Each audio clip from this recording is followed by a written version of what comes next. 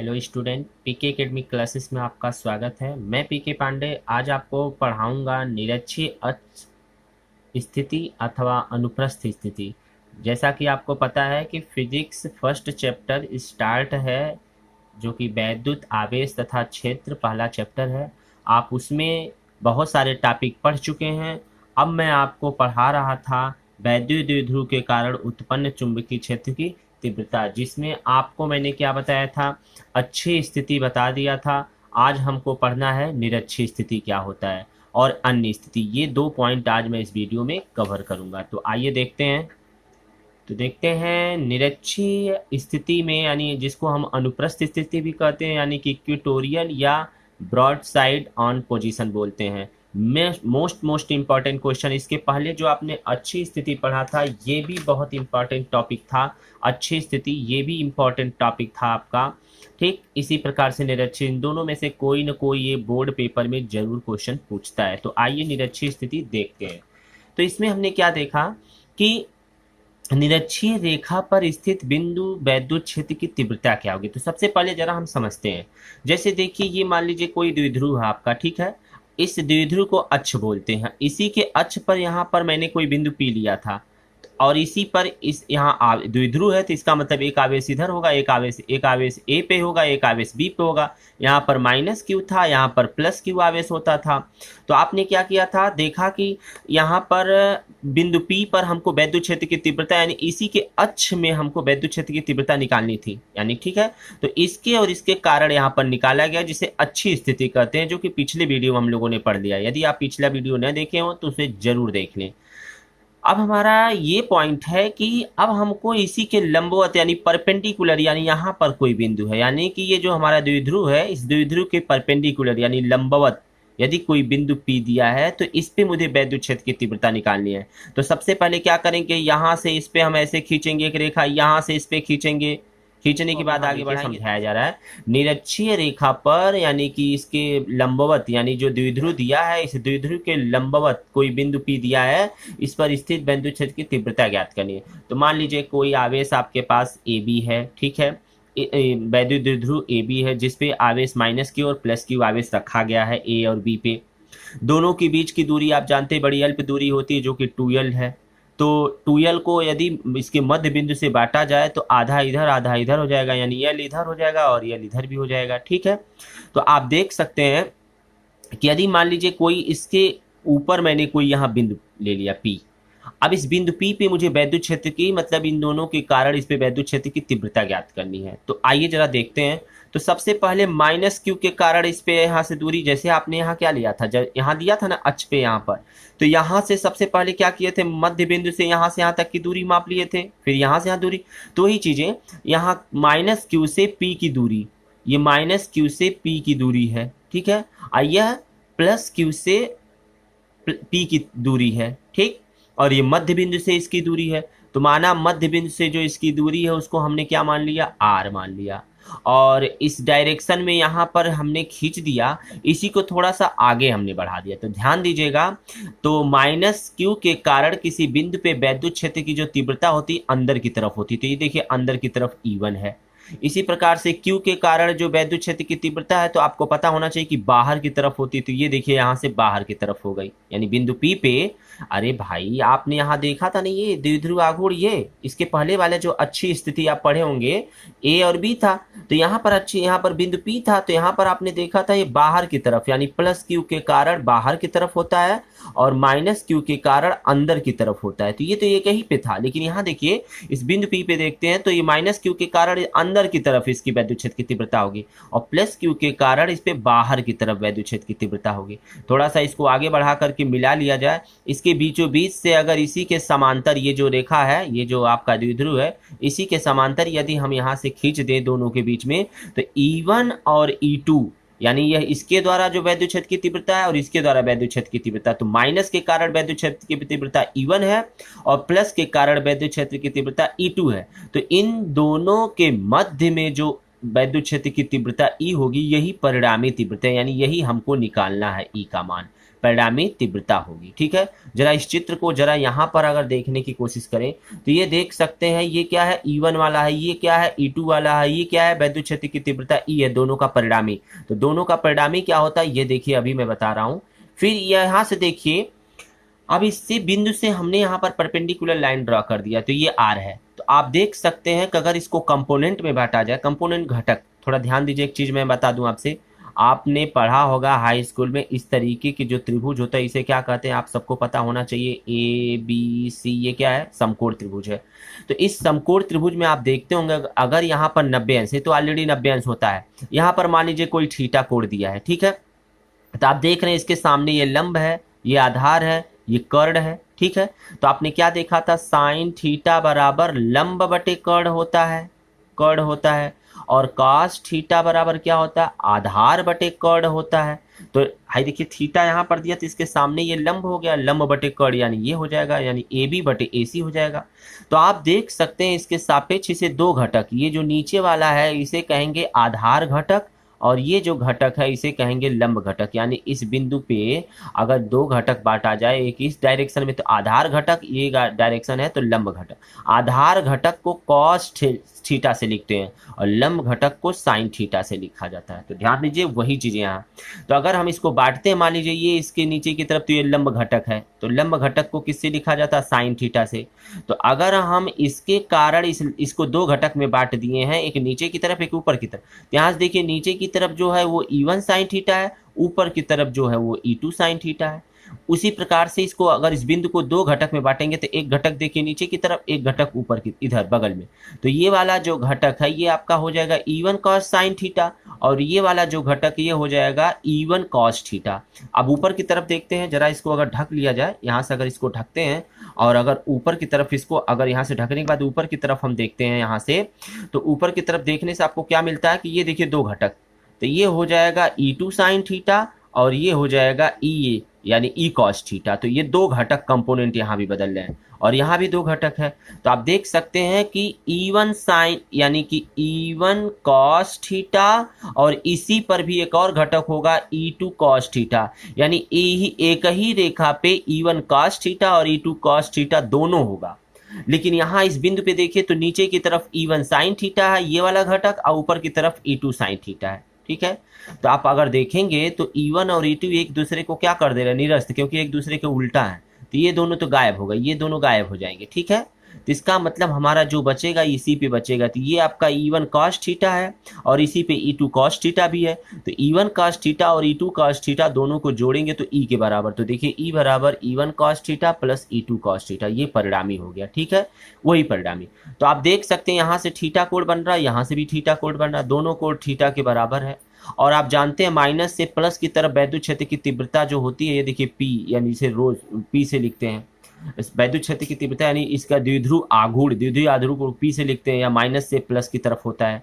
ठीक है, अब इसी चीज को जरा हम देखते हैं कि जो जो मैंने बोला है वही वही चीज आपको यहाँ देखने को मिलेगा। तो आइए जरा देखते हैं जी। द्विध्रुवीय अक्ष पर रेखा लंबवत को निरक्षीय रेखा कहते हैं। द्विध्रुवीय अक्ष के लंबवत रेखा को, जो कि मैं समझाया, माना AB एक द्विध्रुव है जिसकी निरक्षीय रेखा पर स्थित किसी बिंदु P पर वैद्युत क्षेत्र की तीव्रता ज्ञात करनी है, यानी कि यहाँ पर वैद्युत क्षेत्र की तीव्रता P पे ज्ञात करनी है। तो इसका मतलब हम क्या करेंगे, अब बिंदु P के द्विध्रुव के केंद्र से दूरी R पर तथा A पर -Q तथा B पर +Q आवेश स्थित है, इसके मध्य की जो दूरी है वो 2L है। तो दोनों आवेश -Q तथा +Q आवेश को बिंदु P से समान दूरी पे है, क्योंकि ये देखिए यहाँ से भी दूरी समान है, यहाँ से भी दूरी समान है, इसकी समान दूरी पे है। तो B पर +Q आवेश स्थित है, तो इनके मध्य की जो दूरी है वो 2L हो गई, ये दोनों की समान दूरी पे है। अतः पाइथागोरस प्रमेय से आप कह सकते हैं, जरा देख भी सकते हैं यहाँ से, AP बराबर, ये देख से यहाँ से समकोण त्रिभुज बन रहा है, एक यहाँ एक यहाँ, ये देखिए समकोण। अगर इसको ढक लेंगे हम, अगर इसको हम ढकेंगे तो आप देख रहे हैं कि इस डायरेक्शन में हमारा क्या बना है, समकोण त्रिभुज, जिसका नाम है AOP। ठीक है, तो वही कह रहा है कि AOP के रिस्पेक्ट में यदि आप देखेंगे तो कह सकते हैं कि AP बराबर किसके दिखेगा, BP के। AP बराबर किसके दिखेगा, BP के। और आप जानते हैं ये क्या दिख रहा है, तो ये दिख रहा है, यहाँ से देखिए AP बराबर BP, और AP बराबर BP पे ये यहाँ से यहाँ तक की दूरी कितनी है, ये है। थोड़ा सा इसको यहाँ पर ला करके बना दूं ऐसे, ये देखिए एक तरफ का, इसको अगर ढकने के बाद तो एक तरफ वाले हिस्से को देखेंगे तो ये बनेगा। तो यहाँ क्या है, ए है, यहाँ क्या है, ओ है, यहाँ क्या है, पी है। तो ये यहाँ से यहाँ तक का डिस्टेंस यल है, यहाँ से यहाँ तक डिस्टेंस आर है। तो ये वाला आप चाहिए पाइथागोरस प्रमेय से। तो कर्ण बराबर क्या होता है, पाइथागोरस प्रमेय को अगर देखेंगे हम, कर्ण का लगाएंगे तो क्या होता है, लंब का स्क्वायर प्लस आधार का स्क्वायर, यानी आर का स्क्वायर प्लस एल का स्क्वायर। ठीक है, यही चीजें यहाँ अगर हम देखते हैं तो वही मैंने लिखा है, एपी बराबर, यानी एपी बराबर क्या हो जाएगा, कर्डी में आर का स्क्वायर प्लस एल का स्क्वायर। तो ए बीपी के बराबर भी हो जाएगा, बीपी का मान भी अगर हम इधर से ढक लेंगे तो आप देख सकते हैं इधर वाला पोर्शन है ये वाला, तो ये भी यहाँ से दिख रहा है कि ये दोनों बराबर है एक दूसरे के, यानी कर्डी में R square plus L square है। अब हम क्या करेंगे, यदि माइनस क्यू तथा प्लस क्यू आवेश की तीव्रता क्रमशः E1 तथा E2 है, अतः माइनस क्यू आवेश के कारण P पर वैद्युत क्षेत्र की तीव्रता, यानी कि इसके कारण, किसके कारण, माइनस क्यू के कारण P पे वैद्युत क्षेत्र की तीव्रता यदि हम निकालेंगे तो आप देख सकते हैं वैद्युत क्षेत्र की तीव्रता E1 बराबर 1/4 क्यू बाई AP। AP मतलब यहाँ से यहाँ तक की दूरी, ये भाई ये आवेश है, ये क्षेत्र है, बिंदु है, यहाँ से यहाँ तक की दूरी क्या हो जाएगी, AP हो जाएगी, AP हो जाएगी। तो वही लिखा है, तो आपको पता होना चाहिए E1 बराबर 1/4 क्यू बटे आर स्क्वायर होता है फार्मूला तीव्रता के लिए। तो यहाँ भी हो जाएगा, आर की जगह AP दिखा है यहाँ पर, तो यहाँ 1/4 क्यू बटे AP का मान आप ऑलरेडी यहाँ निकाल चुके हैं, AP का मान देख सकते हैं, AP बराबर इतना है। तो AP के जगह पर इसको रखेंगे कर्डी में R square plus L square का होल स्क्वायर बराबर 1/4 इंटू क्यू बटे कर्डी, हाँ देखिए कर्डी यहाँ दिया और स्क्वायर है, तो कर्डी और स्क्वायर गायब हो जाएगा, ठीक है ना, क्योंकि कर्डी का मतलब जो होता है वो होता है 1/2। तो जब 1/2 करेंगे तो 2 से 2 कट जाए, तो सिर्फ यही अंदर वाला बचेगा। तो वैसे भी जान लीजिए कर्डी का यदि वर्गमूल का स्क्वायर लेते हैं तो हमेशा वही संख्या मिल जाती है, तो R square plus L square हो जाएगा। तो ये हो गया E1 का मान, समीकरण नंबर 1, यानी जिसकी दिशा P से किधर है, P से जिसकी दिशा किधर है, A की तरफ है, देखिए P से दिशा A1। अब इसी प्रकार से हम देखते हैं दूसरा पॉइंट। अब प्लस क्यू आवेश के कारण बिंदु P पर वैद्युत क्षेत्र की तीव्रता 1/4 क्यू बटे बीपी स्क्वायर।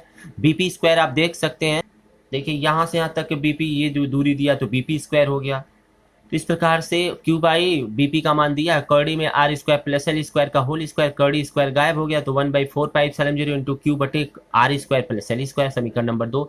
समीकरण 1 तथा 2 से स्पष्ट है कि E1 बराबर E2, परंतु देखिए इसका भी मान यानी E2 का भी मान और E1 का भी मान समान है, अतः कह सकते हैं इनकी दिशा भिन्न, दिशा क्या है, भिन्न है, अतः परिणामी वैद्युत क्षेत्र की तीव्रता इनके दिशा के योग की क्या हो जाएगी, बराबर हो जाएगी। अगर बराबर होगी तो देख सकते हैं, इनको जोड़ते हुए चलते हैं, यदि कोण PAB बराबर कोण PBA थीटा है तो E1 तथा E2 के अच्छी रेखा BA के अनुदिश तथा इसके लंबवत घटकों में वियोजित करने पर इसके ऊर्ध्वाधर घटक E1 साइन थीटा और E2 साइन थीटा, जैसा कि मैंने आपको समझाया है, परस्पर समान एवं परिणामी बल है, अतः हम विपरीत दिशा होने के कारण निरस्त हो जाते हैं। जैसा कि देख सकते हैं, देखिए चित्र में देख सकते हैं कि E1 साइन थीटा और E2 साइन थीटा एक दूसरे के विपरीत हैं, और विपरीत होने की वजह से एक दूसरे को कैंसिल आउट कर देंगे, तो यही मेरा बचेगा ये इसी पे। तो वही मैंने बताया E1 cos थीटा और E2 cos थीटा, इसी को हम समझाने चल रहे हैं। जी हाँ, तो क्या पता चला, पर निरस्त कर देंगे, यानी E1 और E2 परस्पर एक दूसरे के परिणामी विपरीत दिशा होने के कारण निरस्त हो जाएगा, जबकि अक्ष के समांतर घटक E1 cos थीटा और E2 cos थीटा, E1 और E2 cos थीटा समान दिशा में होने के कारण परस्पर जुड़ जाते हैं, अतः क्या करेंगे, इन दोनों को जोड़ देंगे तीव्रता के लिए, तो E बराबर E1 cos theta plus E2 cos theta, यानी E1 बराबर E2 होता, क्योंकि E1 बराबर E2 अभी आपने देखा है वैद्युत क्षेत्र की तीव्रता दोनों समान, तो E1 बराबर E2, तो इस E1 को ऐसे रहने दीजिए, इस E2 के जगह पर E1 रख दीजिए। जो E1 रखेंगे तो यहाँ भी देखिए E1 cos थीटा और यहाँ भी E1 cos थीटा हो जाएगा, तो हो जाएगा 2E1 cos थीटा, 2 बार होगा, तो E बराबर 2E1 cos थीटा, E बराबर 2 रहने दीजिए यहाँ पर 1/4 पाई एप्सिलॉन इंटू क्यू बटे इतना हो जाएगा। जरा ध्यान दीजिएगा, E1 का मान उठा करके ला करके ये मैंने रख दिया, ये E1 का मान है और cos थीटा तो रहेगा ही। तो देख सकते हैं इसको जरा आप, चित्र AOP में अगर हम देखें तो त्रिभुज AOP में क्या पता चल रहा है, त्रिभुज AOP में अगर हम देखें, AOP में देखिए यहाँ दिखाया गया है, तो यहाँ से आप लिख सकते हैं कि cos थीटा बराबर क्या हो जाएगा, आधार क्या है यहाँ पर, आधार देख रहे हैं यल, तो आधार बटे कर्ण मतलब R square plus L square, ठीक है, तो यही चीजें हम लिखने चले। देख सकते हैं कि AOP में आपको cos थीटा बराबर यल बटे कर्डी में R square plus L square, ये आधार बटे कर्ण के रूप में चित्र से निकाला गया है। अब समीकरण 3 से, समीकरण 3 यही है, cos थीटा का मान यहाँ रख दीजिए, तो ई बराबर 2q यानी गुणक 2q बटे 4πε0 R square plus L square, और यल बटे इसका मान है यल बटे करड़ी में इतना हो जाएगा। तो 2q यल एक साथ लिख दीजिए, 4πε0 रहने दीजिए। हाई देखिए R square plus L square की पावर यहाँ 1 है, और इसको अगर देखेंगे करड़ी का मतलब होता है 1/2, तो R square plus L square के पावर 1/2। तो यहाँ देखिए 1 लिखा और यहाँ क्या हो जाएगा 1/2, तो 1 और 1/2 यानी 1 और आधा जोड़ेंगे तो कितना हो जाएगा 3/2 हो जाएगा। अरे भाई 1 प्लस 1/2 करेंगे तो 2 1 2 1 3/2 हो जाएगा। ठीक है, तो 3/2 हो गया है। जैसा कि आपको पता है यक्स और करड़ी में यक्स का गुणा करेंगे तो यक्स के पावर 3/2 हो जाएगा। वही चीज़ यहाँ लिखा गया है, ये जरूरी नहीं है। तो इस प्रकार से आप देख रहे हैं कि अगर चित्र में देखें तो यल का मान जो है आर से बहुत छोटा है, अतः क्योंकि यल अल्प है और आर जो उनके बीच की दूरी है, अतः यल स्क्वायर आर स्क्वायर की तुलना में नगण्य माना जा सकता है। तो यहाँ पर हम क्या करेंगे, यल की जगह पर 0 रख देंगे, अतः ई बराबर 1/4πε0 2ql। 2ql का मान यहाँ पर आप देख सकते हैं p है, तो p और यल बराबर 0 रख दें तो p हो जाएगा ऊपर और नीचे हो जाएगा 4πε0 और इसके जगह पर r हो जाएगा, r की पावर 3/2। तो देखिए 2 से 2 कट जाएगा तो बचेगा 3, तो E equal to 1/4πε0 into P बटे आर क्यू। ये आपकी निरक्षीय स्थिति हो गई। ठीक है, ये निरक्षीय स्थिति की सूत्र है। अतः हम देख सकते हैं कि छोटे विद्युत द्विध्रुव के कारण निरक्षीय स्थिति में किसी बिंदु पर वैद्युत क्षेत्र की तीव्रता वैद्युत द्विध्रुव के विपरीत दिशा में होती है। इसका परिमाण वैद्युत द्विध्रुव से बिंदु की दूरी के घन के क्या होगी, व्युत्क्रमानुपाती होती है। अतः ई समानुपाती 1/r के पावर q। आप देख सकते हैं कि यहाँ से कि अगर हमारा ये कांस्टेंट है, ये कांस्टेंट है, तो ई का मान समानुपाती यानी ई यहाँ से लिख सकते हैं ई समानुपाती 1/r के पावर q। तो वही चीजें यहाँ लिखा गया है, ई समानुपाती 1/r के पावर q। नोट जरा देखते हैं क्या लिख रहा है। नोट कर रहा है कि द्विध्रुव के अक्षीय बिंदु पर वैद्युत क्षेत्र की तीव्रता निरक्षीय की तुलना में 2 गुनी होती है, अर्थात ई अक्षीय बराबर 2 गुणे निरक्षीय। ये फैक्ट है, याद रखिएगा। अक्षीय बिंदु पर जो आपकी वैद्युत क्षेत्र की तीव्रता है और निरक्षीय बिंदु पे, इन दोनों के बीच संबंध, कभी कभी संबंध पूछता है। क्या पूछता है, अक्षीय और निरक्षीय के बीच में संबंध। तो ई अक्षीय बराबर 2 गुणे निरक्षीय, या इसको लिख सकते हैं तो ई निरक्षीय ही रहने दीजिए, 2 इसके नीचे भेज दीजिए तो हो जाएगा ई निरक्षीय बराबर ई अक्षीय बटे 2, उसी को पलट दिया गया तो ई निरक्षीय बटे ई अक्षीय, यानी या तो इसके नीचे इसको भेज दीजिए तो ई निरक्षीय बटे ई अक्षीय, और यहाँ पर 1 बच जाएगा तो इसके नीचे भेज देंगे तो 1/2 हो जाएगा। या तो इसको भी लिख सकते हैं। अतः कह सकते हैं कि ई अक्ष तथा ई निरक्ष की दिशा परस्पर क्या होती है, विपरीत होती है। ठीक है, आइए जरा एक एग्जाम्पल देखते हैं। एग्जाम्पल क्या कह रहा है, एक बिंदु द्विध्रुव के प्लस 150 माइक्रोकूलाम और माइनस 150 माइक्रोकूलाम को 2 आवेशों से मिलकर बना हुआ है। इनके बीच की दूरी 6 सेंटीमीटर, अच्छी और निरक्षीय स्थिति पे 4 सेंटीमीटर की दूरी पर वैद्युत क्षेत्र की तीव्रता बतानी।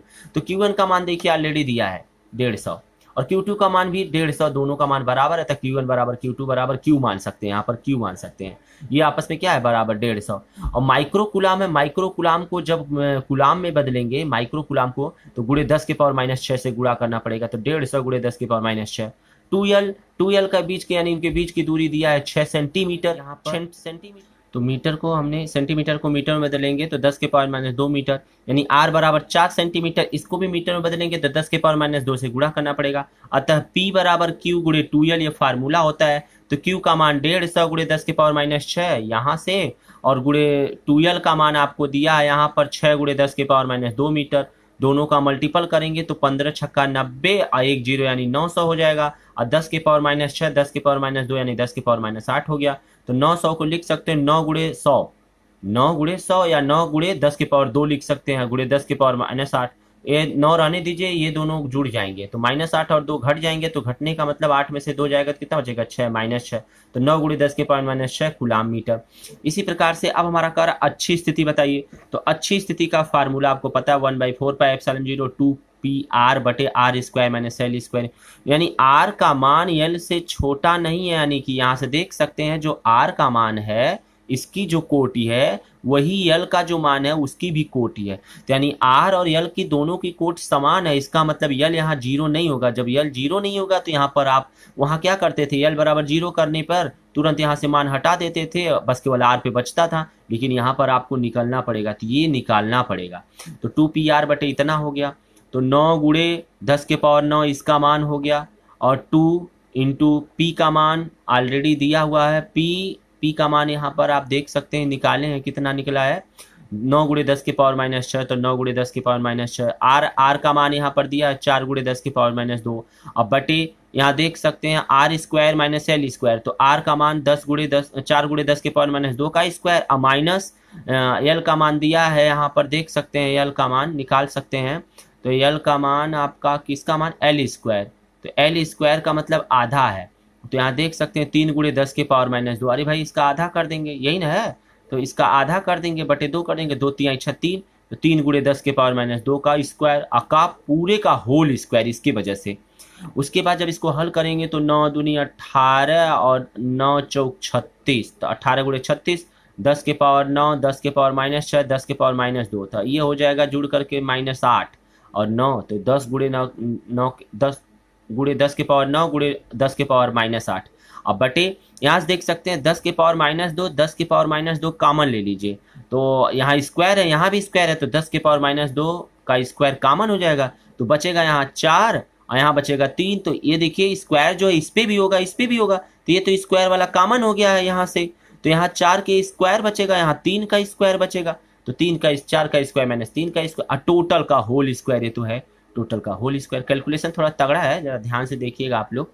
उसके बाद क्या करेंगे, इसका गुणा करेंगे तो आएगा 600, तो आएगा 648। इस प्रकार से गुणे, और 10 के पावर ये देखिए दोनों घट जाएगा, तो 9 में से 8 जाएगा, तो 1 10 के पावर 1 लिखेंगे नहीं, और ये हो जाएगा 10 के पावर -2 यानी 10 के पावर -4, तो 10 के पावर -4 हो जाएगा, और फिर ये भी स्क्वायर है, तो 4 दूनी 8 हो जाएगा ये, और यहाँ 4 का स्क्वायर यानी 16 हो जाएगा, 3 का स्क्वायर 9, 16 में से 9 जाएगा तो 7, तो 7 का स्क्वायर, यहाँ देखिए 7 का स्क्वायर हो जाएगा, ये देखिए 2 दूनी 4, और इसका जब स्क्वायर करेंगे तो हो जाएगा 8, ये लिखा गया है। इसको ऊपर भेज दीजिए 10 के पावर 8 को, ये 10 रहने दीजिए, 648 बटे 7 का स्क्वायर यानी 49, तो इससे इसमें भाग देंगे तो आएगा 13.22, और गुणे 10 के पावर 9, 8 1 9 हो जाएगा, तो 13.22 गुणे 10 के पावर 9 वोल्ट मीटर। ये तो हो गया अच्छी स्थिति। अब देखेंगे निरक्षी स्थिति, तो निरक्षी स्थिति का फार्मूला आपको पता है 1/4 पाई एप्सिलॉन 0 P बटे R square plus L square के पावर 3/2, क्योंकि आर और एल कोट दोनों की कोट समान है, इसलिए इसको जरूर लिखेंगे, नहीं तो ये एल गायब हो जाता, सीधे आर का बचता। 1/4 पाई एप्सिलॉन 0, पी का मान 9 गुणे 10 के पावर -6 है। फिर इसको भी वैसे ही कैलकुलेशन करेंगे, वहाँ माइनस था यहाँ बस प्लस है, तो ये देखिए वैसे ही कैलकुलेशन करते चले गए हैं जैसे पीछे किए हैं। ये देखिए ऊपर वाले को गुणा कर दिए हैं, इसका मान होता है 9 गुणे 10 के पावर 9 रख दिया, और 9 गुणे 10 के पावर -6, तो इसको हल करने 9 81 हो जाएगा, और ये दोनों हल हो जाएगा, तो 9 में से 6 जाएगा तो 3 बचेगा, और यहाँ इसके पावर करेंगे तो, और ये 2 से 2 कट जाएगा यहाँ पर, तो बचेगा 3 दूनी 6, 10 के पावर -6 बच जाएगा। इस तरीके से आप देख सकते हैं, और ये आपका हो जाएगा 4 चौके 16, 3 त्रिका 9, 16 9 25, 25 के स्क्वायर, स्क्वायर से स्क्वायर कट जाएगा, 3 बचेगा, तो 25 के स्क्वायर, ये देखिए लिखा ना 5 का स्क्वायर, तो स्क्वायर से स्क्वायर कट जाएगा, तो 5 के पावर 3, और यहाँ 2 से 2 कट जाएगा, तो यानी कि 3 दूनी 6, तो 6 हो, 10 के पावर -6, 10 के पावर -6 ऊपर चला जाएगा, तो 10 के पावर 6 हो जाएगा, और यहाँ हो जाएगा 2 से 2 का यानी 5 पचे 25 पचे 125, 81 बटे 125 का भाग देंगे तो 0.648 गुणे 639 जोड़ करके लिख देंगे वोल्ट मीटर। अतः निरक्षी स्थिति में 0.648 गुणे 10 की पावर 9 वोल्ट, ये आपका एग्जाम्पल था। आइए अब देखते हैं अन्य स्थिति क्या है। तीसरी स्थिति आपकी जो है वो क्या है, जैसा कि आप देख सकते हैं अक्षीय, निरक्षीय और अन्य स्थिति। अन्य स्थिति का मतलब आपको बताया गया था कि यहाँ पर, यानी कि यहाँ पर तो था अक्ष में था, और यहाँ पर अगर कोई बिंदु तो निरक्ष में है, लेकिन अब क्या यहाँ यहाँ यहाँ यहाँ कहीं भी हो सकता है, तो इसको अन्य स्थिति क्या है। अन्य स्थिति में यदि हम देखेंगे तो कह सकते हैं कि विद्युत द्विध्रुव के कारण किसी अन्य बिंदु पर, यानी अन्य बिंदु है तो कोई ना कोई कोण बनाएगा जरूर। इससे अभी तक यहाँ 90 अंश का कोण बनाता था, यहाँ था तो 180 अंश का, अब ये क्या कहीं भी कोई ना कोई कोण बनाएगा, तो मान लेते हैं कोण क्या है, आर थीटा है, आर थीटा है, और इनके बीच की जो दूरी है वो आर है। इस तरीके से देख सकते हैं कि मान लीजिए ये कोई आवेश है, यहाँ पर कोई प्लस की आवेश है, ये द्विध्रुव बना, इस द्विध्रुव के मध्य बिंदु से कोई बिंदु यहाँ पर मैंने पी ले लिया, यहाँ से यहाँ तक की दूरी क्या है, आर है, और इसी की दिशा में पी कॉस थीटा भी है, और यहाँ से एंगल थीटा बना हुआ है, देख सकते हैं। तो बिंदु पी पे क्योंकि आर और थीटा जिसमें होता है इसे पोलर फॉर्म कहते हैं। कौन सा फॉर्म, पोलर रूप में, जिसमें एक्स वाई होता है उसे कार्टेशियन फॉर्म कहते हैं, इसे पोलर फॉर्म कहते हैं, ध्रुवीय रूप जिसे कहते हैं, ठीक है, जिसमें आर और थीटा हो, दूरी और कोण दिया हो। तो यहाँ से देख सकते हैं इसके घटक दो हैं, जो इसके डायरेक्शन में आर के उसे ई आर कहेंगे, और जो इसके डायरेक्शन में है थीटा के उसे ई थीटा कहेंगे, और जो इसके डायरेक्शन में यही इन दोनों के बीच का यही जो हमको वैद्युत क्षेत्र तीव्रता निकालनी है। तो यहाँ देखिए इसे हल नहीं किया जा रहा है, यहाँ पर केवल रिजल्ट लिखा जा रहा है, क्योंकि मैक्सिमम जगहों पे रिजल्ट ही पूछा जाता है। तो देखिए रिजल्ट लिखा है E=1/4πε0 इंटू पी बटे आर क्यू, करड़ी में 3 cos स्क्वायर थीटा प्लस 1, ये आपका रिजल्ट है। इसे आप याद रखिएगा अन्य पोजीशन पे, ठीक है जी हाँ। यदि देखा जाए, यदि परिणामी क्षेत्र त्रिज्यीय दिशा ओपी के साथ अल्फा कोण बनाती है तो tan अल्फा बराबर ई थीटा बटे ई आर, यानी ई थीटा और ई आर की जो स्थिति आप देख सकते हैं, ये जो ई थीटा है और ई आर है, इसके बीच में यदि कोण फाई है तो ये फाई के रिस्पेक्ट में इन दोनों का अनुपात हो जाएगा। तो यही इन दोनों का अनुपात हम देख रहे हैं यहाँ पर। तो देख लीजिए ई थीटा बटे ई आर, इसको हल करेंगे थीटा के रूप में तो हो जाएगा 1/2 tan थीटा। ये कैलकुलेशन के द्वारा आया है, यहाँ मैं डायरेक्ट लिख रहा हूँ, ठीक है। तो tan अल्फा बराबर 1/2 tan थीटा, क्योंकि डायरेक्ट इसलिए लिख रहा हूं क्योंकि आगे चल करके रिजल्ट ही केवल प्रयोग होना है इसका, ठीक है, इसलिए ज़्यादा आप डीप जाने की जरूरत नहीं है। अल्फा = tan, जब इसको इधर भेजेंगे तो इनवर्स हो जाएगा, tan इनवर्स, यहाँ इनवर्स का मतलब -1 हो गया, tan इनवर्स, और 1/2 और tan थीटा हो जाएगा, ठीक है। इस तरीके से अल्फा का मान यदि देखेंगे नोट के रूप में, यदि बिंदु द्विध्रुव की अक्ष रेखा पर स्थित हो तो थीटा बराबर क्या होना चाहिए, 0 अंश। आप देख सकते हैं इस चित्र में, यदि यह क्या नाम है कि अक्ष में होगा, अगर इस अक्ष में यहाँ पर यही बिंदु अगर यहाँ पर स्थित होगा तो देख सकते हैं इससे बना हुआ कोण क्या है, 0 अंश है। और यही अगर इस पे यहाँ होगा, लंबवत होगा, तो बना हुआ कोण क्या है, 90। वही चीज यहाँ कह रहा है नोट में, यदि द्विध्रुव की अक्ष रेखा पर स्थित हो तो थीटा बराबर 0, यानी कि ई बराबर यहाँ पर रखेंगे फार्मूले में, अगर इस फार्मूले में मान रखेंगे यहाँ पर तो थीटा = 0 हो जाएगा, और ये 0 दैट्स मीन्स इसका मान 1 और 3 1 4 4 2 हो जाएगा, 2 करड़ी में। तो इस तरीके से हल करेंगे तो ये आपका मान आ जाएगा क्या, 2pRq, ठीक है, 1/4π। ये देखिए सूत्र आ गया, जो सूत्र आप निकाले थे अच्छी स्थिति में। और इसी प्रकार से यदि देखेंगे द्विध्रुव के निरक्ष स्थिति में क्या होगा, तो थीटा बराबर 90 अंश। तो यहाँ देख सकते हैं आप थीटा की जगह पर 90 अंश रखेंगे, जो 90 रखेंगे तो 0 हो जाएगा, यानी 1 हो जाएगा केवल। तो 1 को करड़ी में मान निकालेंगे तो 1 का होगा, तो यहाँ p/RQ हो जाएगा। तो वही देख सकते हैं आप p/RQ, यहाँ देख सकते हैं p/RQ। तो ये देखिए निरक्षी स्थिति में इसको भी पढ़ दिया है। इसका मतलब मेन यही है, मेन यही है, अन्य स्थिति यही, इसी पोजीशन से आपको एक बार 0 पे एक बार 90 पे निकाला गया अलग अलग, ठीक है। तो इस प्रकार से आप देख सकते हैं। आप एग्जाम्पल जरा एक देखते हैं। एग्जाम्पल क्या कह रहा है कि द्विध्रुव, वैद्युत द्विध्रुव से 10 मीटर की दूरी पर चित्र द्वारा दर्शाया गया है। ये देखिए चित्र द्वारा दर्शाया गया 10 मीटर की दूरी पे है, 60 अंश का कोण बनाया हुआ है, पी और क्यू माइनस दिया, तो कह रहा है द्विध्रुव आघूर्ण 5 कूलाम, तो दिया है p बराबर 5 कूलाम, द्विध्रुव आघूर्ण यानी p का मान दिया है 5 कूलाम मीटर, r का मान दिया 10 मीटर, मीटर दिया है, सेंटीमीटर देता तो इसको बदल लेते, और थीटा का मान दिया था E बराबर 1/4πε0 p/r³ करड़ी में फार्मूले पे हम मान उठा करके रखेंगे। तो ये देखिए 9 × 10⁹ इसका मान हो गया, p का मान 5 दिया है यहाँ पर, यहाँ देख सकते हैं, और बटे r³ r का मान 10 दिया है तो 10 रख देंगे पावर क्यूब, करड़ी में 3 cos स्क्वायर थीटा का मान 60 अंश, तो 60 अंश रख देंगे। तो इस प्रकार से आप देख सकते हैं +1 हो जाएगा, और ये हो जाएगा 9 × 5 = 45, और 10⁹ रहने दीजिए, इसको ऊपर भेज देंगे तो 10⁻³ हो जाएगा। करड़ी के अंदर इसका मान 60 का मान होता है 1/2, तो 1/2 मतलब 1/4, तो 3/4 हो जाएगा +1, 3/4 +1, तो 4 × 1 = 4, 3 7/2, 7/4, करड़ी 4 मतलब वर्गमूल, तो 4 का वर्गमूल 2 होगा बाहर, 7 का वर्गमूल नहीं पता है, यानी इसको कैलकुलेट यदि हम करेंगे तो कैलकुलेशन करने पे 5.9 × 10⁻7 वोल्ट मीटर है, ठीक है। इस प्रकार से ये आपका टॉपिक कंप्लीट होता है। अब हम अगले टॉपिक पे आपको बताएंगे न्यूमेरिकल। देखते हैं हम यहाँ पर वैद्युत आवेश हम पढ़ चुके हैं, कूलाम का नियम पढ़ चुके हैं, वैद्युत क्षेत्र की तीव्रता पढ़ चुके हैं, वैद्युत द्विध्रुव हम पढ़ चुके। अब हमको यहाँ से यहाँ तक का लेकर के मैंने बताया था कि प्राइवेट बुकों में चैप्टर फर्स्ट, यानी इस प्रकार से आपका चैप्टर फर्स्ट कंप्लीट होता है। अब यहाँ से हमारा चैप्टर सेकंड स्टार्ट होगा, बट एनसीईआरटी में सब एक में दिया है, तो आप समझ लीजिए ये पूरा एक टॉपिक मिला करके था। अब इससे रिलेटेड यानी कि वैद्युत द्विध्रुव, वैद्युत आवेश, उसके बाद कूलाम का नियम, वैद्युत क्षेत्र और वैद्युत द्विध्रुव, यहाँ तक का न्यूमेरिकल जितना भी एनसीईआरटी से रिलेटेड है मैं आपको करवाऊंगा अगले वीडियो में, और उसके बाद तब फिर हम चल करके गॉस का नियम पढ़ेंगे, ठीक है, नेक्स्ट। तो ये हमारा समझ लीजिए एक प्रकार से चैप्टर फर्स्ट कंप्लीट हो गया है। अब हम अगले वीडियो में मिलते हैं। यदि आपको वीडियो अच्छा लगा हो तो लाइक तथा शेयर जरूर करें, और साथ ही साथ आप चैनल को सब्सक्राइब करना एकदम ना भूलें और बेल आइकन जरूर दबाएं। धन्यवाद।